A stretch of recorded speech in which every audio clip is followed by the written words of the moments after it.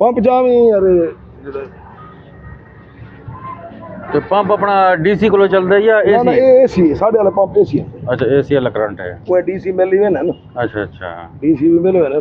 सही माने जेड़े प्रॉपर फार्मिंग थींदी है ना सी उनदे वास्ते रूट फ्लोर होंदे ओ 8-10 टैंक इकट्ठे चला वेंदे जेड़ा सही तरीका कार है वो ना है जेड़े ए हैं साढ़े वाले ये कोई एडे कारामत कोई नहीं वो एक अधे वास्ते है ना यही कल बारिश है ना ਇਹ ਦਸਤੀ ਬਣਾਈ ਖੜੇ ਭਈਆ? ना ना ना ना ना दस्ती नहीं ये हैं बने हुए कंपनी मेड है नहीं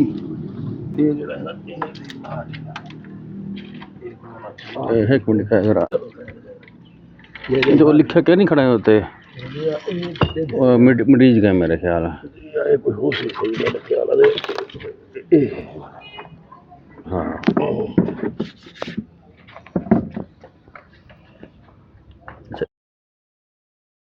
ਇਹ ਪੰਪ ਹੈ ਇਹਦੇ ਨਾਲ ਤੇ ਬਾਈ ਕਾਫੀ ਮਿਲ ਰਹੇ ਹਾਂ ਨੇ ਬਾਈ। ਮੈਨੂੰ ਮਿਸਾਲੇ ਕੋਈ ਸਪੈਸ਼ਲ ਇਹਦੇ ਵਾਸਤੇ ਨਹੀਂ ਹੈ ਅੱਛਾ ਅੱਛਾ ਅਸਲ ਇਹ ਕੋਈ ਬਾਈ ਕੰਮ ਵਾਸਤੇ ਹਨ ਜਿਵੇਂ ਡਾਕਟਰਾਂ ਦੇ ਕੰਮ ਆਣ ਜਾਂ ਪਿੱਛੋਂ ਇਹ ਬਾਹਰ ਦੇ ਨੇ ਲਾਟਾਂ ਜਾਣਨ ਅੱਛਾ ਅੱਛਾ ਤੇ ਇਹ ਕੋਈ ਇਹਦੇ ਵਾਸਤੇ ਨਹੀਂ ਹੈ ਇਹਦੇ ਵਾਸਤੇ ਇੱਕ ਡਾਇਫਰਾਮ ਪੰਪ ਉਹਨਾਂ ਨੇ ਬਣਾਏ ਹਨ ਅੱਛਾ ਅੱਛਾ ਤੇ ਲੇਕਿਨ ਉਹ ਕਾਮਯਾਬ ਗਏ ਪਰਦੇ ਫਟ ਗਏ ਨੇ ਉਹਨਾਂ ਦੇ ਜਲਦੀ ਅੱਛਾ ਤੇ ਉਹ ਹੀ ਵਜ੍ਹਾ ਕੋਲ ਇੱਕ ਬੰਦਾ ਲੋਕਲ ਗਿਣ ਗਿਣ ਬਣਵਾ ਕੇ ਨਾ ਉਹ ਚੰਗਾ ਰਹੇ ਇਹਦੇ ਵਾਸਤੇ ਜਿਹੜਾ ਬਿਹਤਰੀਨ ਤਰੀਕਾ ਹੈ ਉਹ ਰੂਟ ਬਲੋਅਰ रूट ब्लोअर ਜੀ ਜੀ ਉਹ ਜਿਹੜਾ ਇਹਦਾ ਸਹੀ ਮਨ ਜਿਹੜਾ ਇਹਦਾ ਅਸਲ ਇਹ ਉਹ ਰਿੰਗ ਬਲੋਅਰ ਇਹਦੇ ਵਾਸਤੇ ਚੰਗਾ ਕੋਈ ਨਹੀਂ रिंग ब्लोअर चंगा क्या नहीं? जी जी उस स्लिप करन अच्छा रूट ब्लोअर है ना वो सिर्फ इनके वास्ते कारा मदन बस ठीक है समझ आ गई है रहा वैसे चलावना ये तो बारिश की वजह को खड़ा रहेगा अच्छा अच्छा है बहुत ही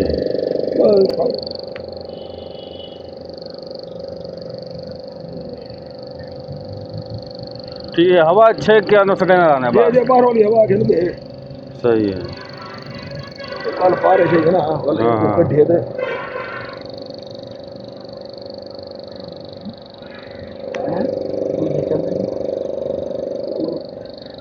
ये फंसा पे ये पाइप निकला भी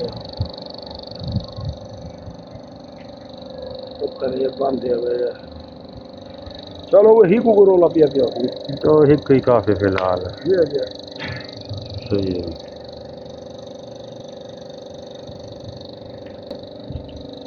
तो कोई मैं सुने कि वो चेक ही करने जड़ा इंदी होंदी है क्या दिन को अमोनिया किट हाँ जे जे वो यही शुरू है तो सारे चोटले करने पौने ना हाँ चोटले साकू पता लग गया भी होनी को क्या थिया कर हाँ वाला तजर्बा थी मैंने बंदे पता शुरू है तो साकू बड़े डराया ने बड़े सामान 10,000 दी किट की दिया थे अच्छा हुन तो मकसद है कि उनदा आप ही सारे पता लग गया भी इनदा क्या करने है क्या नहीं करना हाँ इंदा थी और सिर्फ साढ़े वास्ते यो टेंपरेचर वाला मीटर जेड़ा है ना वो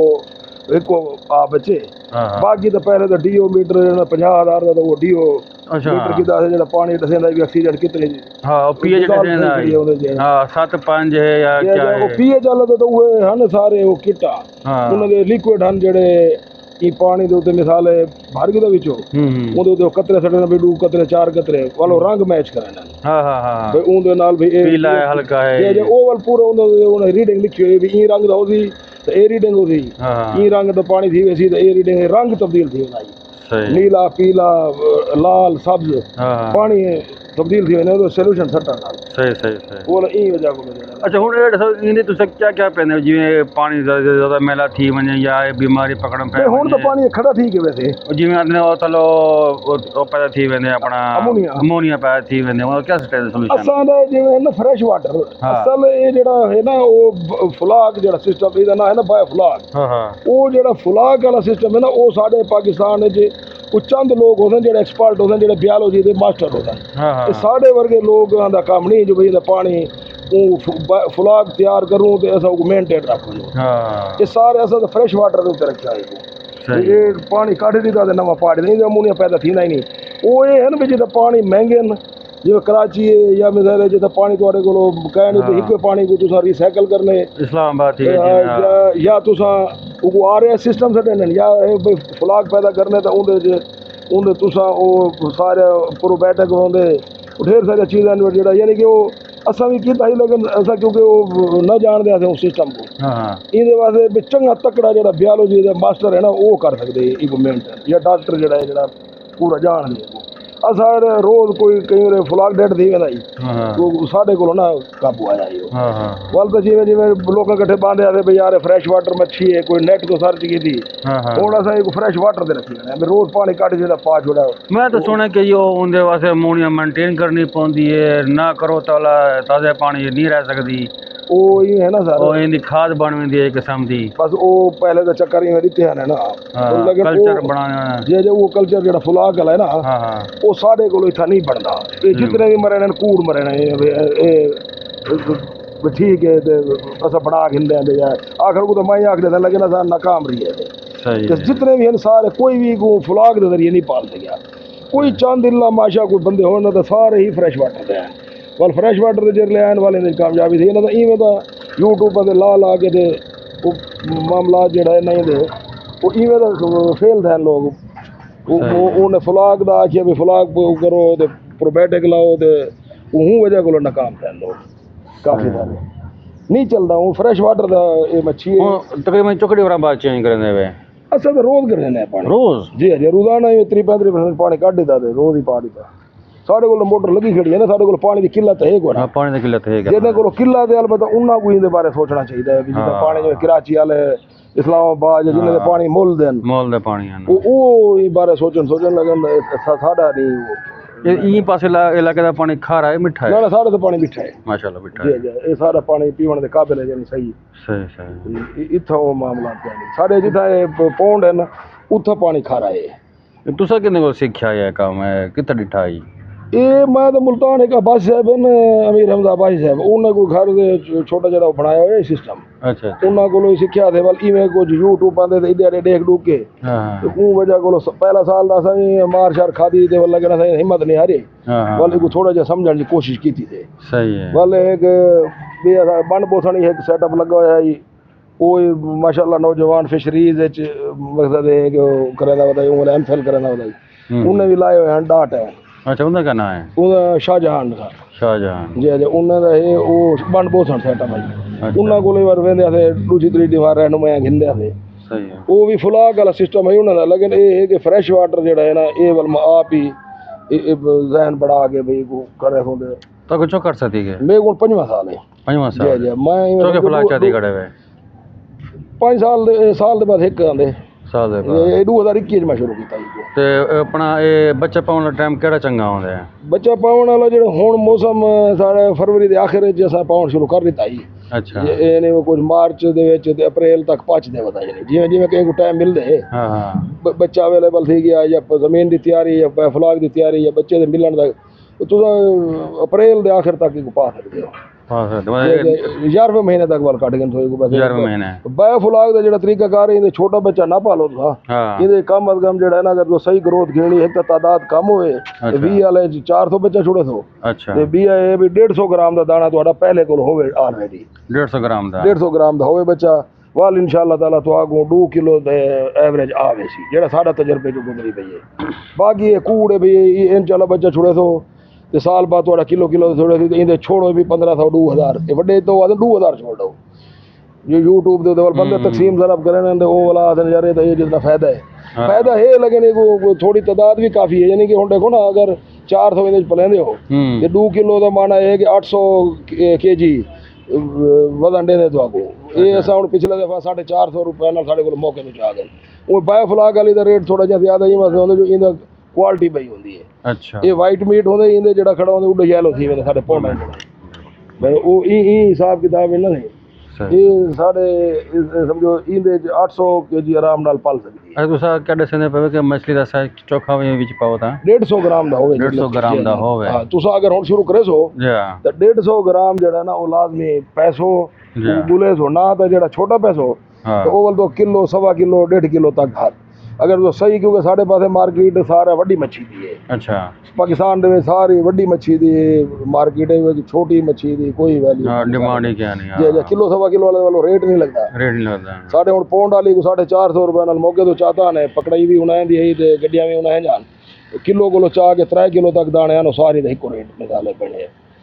ते इन्ने दा थोड़ा जिहा ये है कि फर्क है भाई बायोफ्लाग वाली दे रेट तरी ज्यादा होंदे 600 तक 700 तक ही वेंदी है भाई उनकी वजह ये है कि ये इनकी क्वालिटी भाई उनकी एक गिनन वाला जिवें ਇਹ ਮੈਟਰੋ ਪਲਾਵੇ ਵਾਲੇ ਜਾਂ ਉੱਥੇ ਸਪਲਾਈ थे ਸਾਡੇ ਕੋਲ ਆਣੇ ਨੂੰ ਬੰਦੇ 600-700 ਰੁਪਏ ਕਿਲੋ ਦੇ ਨਾਲ ਇਹ ਬਾਇਓਫਲਾਕ ਵਾਲੀ ਜਿਹੜੀ ਸਾਡੀ ਪੌਂਡ ਵਾਲੀ ਹੈ ਉਹ ਯੈਲੋ ਮੀਟ ਹੁੰਦੀ ਹੈ ਹਾਂ ਇਹ ਵਾਈਟ ਮੀਟ ਹੁੰਦੀ ਹੈ ਜਿਹੜੀ ਇਹ ਹੁੰਦੀ ਹੈ ਅੱਛਾ ਛਿੱਕਾ ਨਸਲ ਕਿਉਂਕਿ ਇੱਥੇ ਥੋੜੇ ਜਿਹੇ ਫਰੈਸ਼ ਵਾਟਰ ਤੇ ਖੜੀ ਹੁੰਦੀ ਹੈ ਹਾਂ ਉੱਥੋਂ ਤੇ ਉੱਥੋਂ ਫਰਕ ਹੈ ਇਹ ਸਾਡੇ ਜਿਹੜੇ ਲੋਕ ਪਸੰਦ ਕਿਹको करते हैं वाइट मीट को पसंद करते हैं या येलो मीट ਮੰਡੀਆਂ ਤੇ ਜਿਹੜੀ ਵਹਿੰਦੀ ਹੈ ਨਾ ਸਰ ਜੀ ਉਹ ਤਾਂ ਉਹ ਯੈਲੋ ਮੀਟ ਹੀ ਵਹਿੰਦੀ ਕਿਉਂਕਿ ਸਾਰੀ ਜ਼ਿਆਦਾ ਤਾਂ ਬਣਦੀ ਉਹ ਹੈ ਨਾ हाँ ਇਹ ਬਾਇਓਫਲਾਕ ਵਾਲੇ ਥੋੜੇ ਲੋਕ ਹਨ ਇਹ ਵਾਲਾ ਇਹ ਪਲਾਜ਼ਿਆਂ 'ਚ ਜਿਵੇਂ ਮੈਟਰੋ ਪਲਾਜ਼ਾ ਥੀ ਗਿਆ ਜਿਹੜੇ ਮਾਲਟਾ ਹਨ ਉਹਨਾਂ ਦੇ ਵਿੱਚ ਫਿਲੇ ਬਣਾ ਕੇ ਤੇ ਵਾਲਾ ਸੇਲ ਥੀ ਨੇ ਸ਼ਾਦੀ ਹਾਲਾਂ 'ਚ ਜਾਂ ਜਿਵੇਂ ठीक है ढेर अपना ਜ਼ਾਇਕਾਦਾਰ ਇਹ ਹੁੰਦੀ ਆ ਉਹ ਪੀਲੀ ਹੁੰਦੀ ਜ਼ਾਇਕਾ ਉਹਦਾ ਵੀ ਠੀਕ ਹੁੰਦੇ ਲੇਕਿਨ ਇਹ ਥੋੜੀ ਮਿਸਾਲੇ ਉਹਨਾਂ ਕੋਲ ਕੁਆਲਿਟੀ ਵਾਲੀ ਬਿਹਤਰ ਹੁੰਦੀ ਕੁਆਲਿਟੀ ਵਾਲਾ ਬਿਹਤਰ ਹੁੰਦੀ ਜੀ ਜੀ ਇਹਨਾਂ ਥੋੜਾ ਜਿਹਾ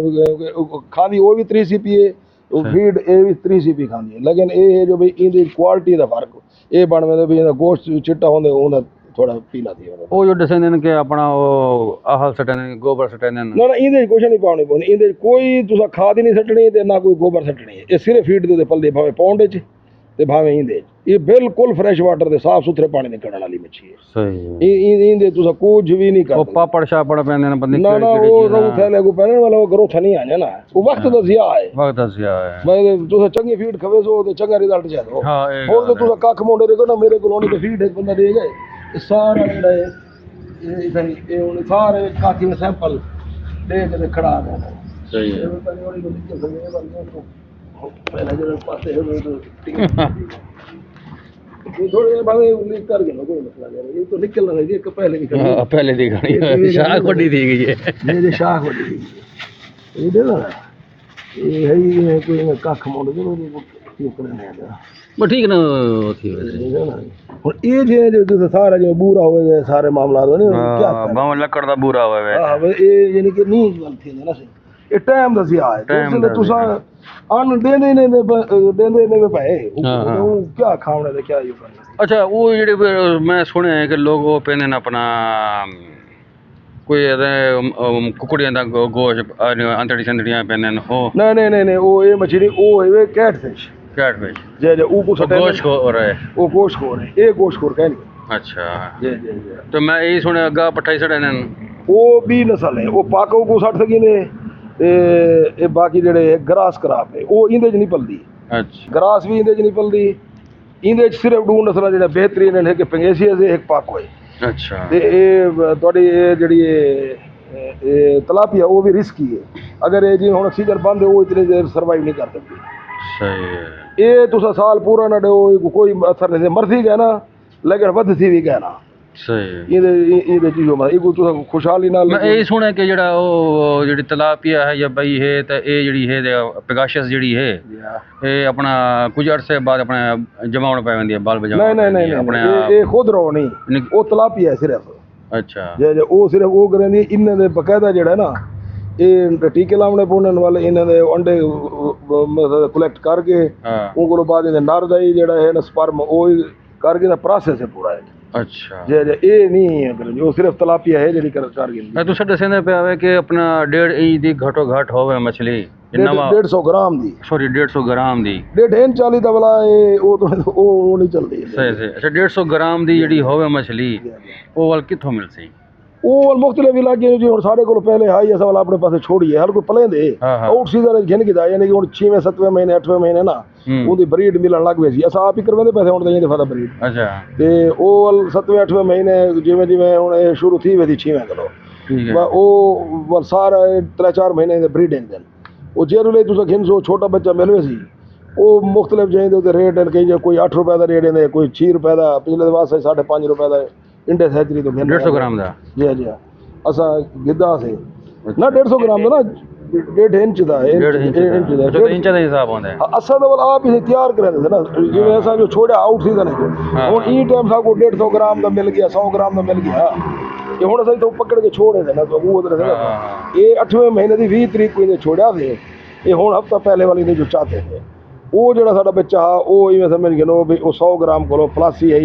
دوستو آج کے پارٹ 2 میں حاجی محمد صاحب نے بایو فلاک سسٹم کے حوالے سے بہت اہم اور پریکٹیکل تجربات شیئر کیے، خاص طور پر فیڈ کے بارے میں، ایئر پمپس کے بارے میں اور مارکیٹ کے حوالے سے۔ حاجی صاحب نے اپنے ذاتی تجربات ہمارے ساتھ شیئر کیے اور انہیں اتنا بیسک طریقے سے بتایا کہ کوئی بھی عام بندہ اس کو آسانی سے کر سکتا ہے، لیکن یاد رکھیں کہ ہر فارم کا ماحول اور پانی اور وہاں کا حساب کتاب مختلف ہوتا ہے، اس لیے ہر بات کو بغیر تحقیق کیے اس کو اپلائی کرنا آپ کے لیے نقصان دہ ہو سکتا ہے۔ اس کے لیے بہتر ہے کہ آپ پہلے سے ایک چھوٹا سا بایو فلاک سسٹم اپنے گھر میں بنائیں، اس پہ تجربات کریں اور اس کے بعد آپ اپنا سکیل وائز بڑھاتے جائیں۔ دوستو حاجی محمد صاحب کا تجربہ 5 سال کا ہے اور اس 5 سال میں انہوں نے بہت کچھ سیکھا ہے، اس لیے انہوں نے عرض کیا کہ بایو فلاک سسٹم میں امونیا کا پیدا ہونا سب سے خطرناک ہے، اس کو ختم کرنا بے حد ضروری ہے۔ اگر آپ پانی ڈیلی چینج کریں گے یا آپ دوسرے یا تیسرے دن چینج کریں گے تو اس سے امونیا کا بڑھنے کا خطرہ ٹل سکتا ہے۔ پانی میں امونیا زیادہ ہونے کی وجہ سے مچھلیاں سانس نہیں لے پاتی اور جس کی وجہ سے وہ مر جاتی ہیں۔ اگر آپ نئے ہیں اور آپ کو تجربہ نہیں ہے تو آپ کو چاہیے کہ آپ DOU ٹول ہے وہ لازمی لیں۔ اگر آپ DOU ٹول کے ساتھ چیک نہیں کریں گے تو آپ کو نقصانات اٹھانے پڑ سکتے ہیں، جیسے کہ مچھلیاں اچانک سے مر سکتی ہیں جس سے آپ کو نقصان ہوگا۔ کم از کم امونیا اسٹرپ لازمی لیں، اس کے ساتھ بیسک DO اویئرنیس آپ کو ہونی چاہیے۔ یہ ضروری نہیں کہ آپ سارے ہی ٹول خریدیں۔ اگر آپ بایو فلاک سسٹم میں نئے ہیں تو آپ کو ہدایت کی جاتی ہے کہ آپ اس کی بیسک ٹریننگ لازمی لیں اور جتنے بھی ٹول ہیں اس کو استعمال کرنا سیکھیں۔ ہو سکتا ہے کہ فیوچر میں آپ کو موسمیاتی تبدیلی کی وجہ سے مشکلات کا سامنا کرنا پڑے، اس لیے کسان کامران کی آپ کو تجویز ہے کہ آپ تمام ٹولز خریدیں، اس پہ تجربات کریں اور اپنا فیوچر بہتر بنائیں۔ حاجی محمد صاحب نے کچھ تجویز دی ہیں کہ جی کون سا پمپ ٹھیک ہے اور کون سا پمپ فیوچر کے لیے ٹھیک نہیں ہے۔ ہم نے ایک اور دوست سے مشورہ کیا جس نے ہمیں بتایا کہ اگر آپ کا اسمال سیٹ اپ ہے تو اس کے لیے ڈایافرام پمپ آپ کے لیے بہتر ہے، اگر آپ کا میڈیم سیٹ اپ ہے تو آپ کے لیے رنگ بلور بہتر ہے، اور اگر آپ کا سیٹ اپ بہت بڑا ہے تو آپ روٹ بلور لازمی لیں۔ اب یہ اس بات پہ کتنی صداقت ہے یہ اللہ بہتر جانتا ہے، اس لیے آپ کو تجویز ہے کہ آپ خود سے تجربہ کریں۔ آج کل مارکیٹ میں جدید پمپ آ گئے ہیں جس پہ آپ بہت آسانی سے اپنے سیٹ اپ کو چلا سکتے ہیں۔ حاجی محمد صاحب نے اپنے ذاتی تجربات سے ہمیں کچھ ہدایات دی، جیسے کہ روٹ بلور جو ہے وہ لارج سسٹم کے لیے بیسٹ ہے، فروری اور اپریل میں اسٹاک کی ٹائمنگ جو ہے وہ بیسٹ ہے۔ اس کے علاوہ پیگاشس اور تلاپیا کا جو ڈیفرنس انہوں نے بتایا وہ بہتر ہے، اور مارکیٹ ڈیمانڈ میں انہوں نے بتایا کہ جی کی جو وائٹ گوشت ہے اس کی ڈیمانڈ ہے، جبکہ جو یلو میٹ ہے اس کی ڈیمانڈ کم ہے، اور انہوں نے بتایا کہ جی کہ لوکل جو سیلنگ ہے وہ منڈی سے زیادہ بہتر ہے، کیونکہ منڈی میں فراڈ زیادہ ہوتے ہیں، اس لیے آپ کو منڈی کو اوائڈ کرنا چاہیے، اور آپ کو یہی چاہیے کہ آپ سب سے پہلے اپنی مارکیٹ سرچ کریں، دیکھیں کہ آپ اپنی جو فش ہے وہ کہاں سیل کریں گے۔ انہوں نے بتایا کہ جی کہ آپ کے جو ایئر پمپ ہے وہ اس کے لیے ایک بیک اپ سسٹم ہونا چاہیے، آپ 1 پاؤنڈ کے لیے کم از کم 2 جو ایئر پمپ ہے لازمی رکھیں، اگر خدا نہ خواستہ ایک پمپ خراب ہو جاتا ہے تو دوسرا پمپ استعمال کر سکیں۔ حاجی صاحب نے بتایا کہ جی کہ اپنے پاؤنڈ میں اوور سٹاکنگ نہ کریں، یعنی کہ جو ریکمینڈ ہیں اگر 1 پاؤنڈ آپ کا 12x12 کا ہے یا کا 14 فٹ کا ہے تو اس میں 400 جو مچھلی ہے وہ رکھیں۔ اگر آپ نے صرف بچہ پالنا ہے تو آپ اس میں 1000 یا 2000 بچہ بھی پال سکتے ہیں۔ یاد رکھیں کہ فیڈ کی کوالٹی پہ ذرا بھی کمپرومائز نہ کریں، ہمیشہ فیڈ اپنے سامنے تیار کروائیں، کسی پہ اندھا اعتماد نہ کریں۔ اگر آپ نئے ہیں اور آپ کو تجربہ نہیں ہے تو آپ کو چاہیے کہ آپ واٹر ٹیسٹنگ کے تمام جو ٹول ہیں وہ خریدیں۔ دن میں تقریباً 2 یا 3 دفعہ آپ جو بایو فلاک سسٹم کا جو پانی کا ٹمپریچر ہے وہ آپ چیک کریں۔ نیم حکیم خطرہ جان نہ بنیں بلکہ اس کا مکمل علم حاصل کریں، اس کو آبزرو کریں اور اس کی پراپر مینجمنٹ کریں۔ اگر آپ پراپر مینجمنٹ کریں گے تو آپ کا بایو فلاک سسٹم کامیاب رہے گا۔ بایو فلاک سسٹم لگانے کا مقصد یہ نہیں ہوتا کہ آپ نے اپنے پیسے انویسٹمنٹ کر دی، فش ڈال دی، بایو فلاک سسٹم بنا دیا آپ نے اور آپ فارغ ہو گئے۔ آپ کو اس کی دیکھ بھال کے لیے پراپر ایک بندہ رکھنا ہوگا، چاہے تو آپ وہاں پہ CCTV کیمرہ لگائیں اور خود سے آبزرو کریں،